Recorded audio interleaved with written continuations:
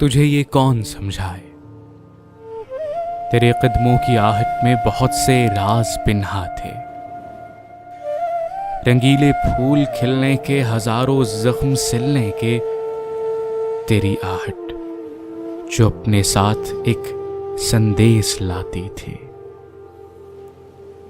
किसी खुशबू के मौसम का, किसी बारिश की रिमझिम का, तेरी आहट जो गर्द आलूद रस्तों में सबा के दर बनाती थी, अजब मंजर दिखाती थी। उसी आहट की मुंतजरी अजाबे जान ठहरी है। तुझे ये कौन समझाए कि अब तो घर के आंगन में कुछ ऐसा हब्स फैला है, न कोई फूल खिलता है, न कोई जख्म सिलता है।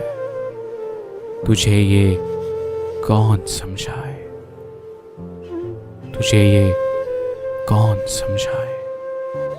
तेरे कदमों की आहट में बहुत से राज पिन्हा थे।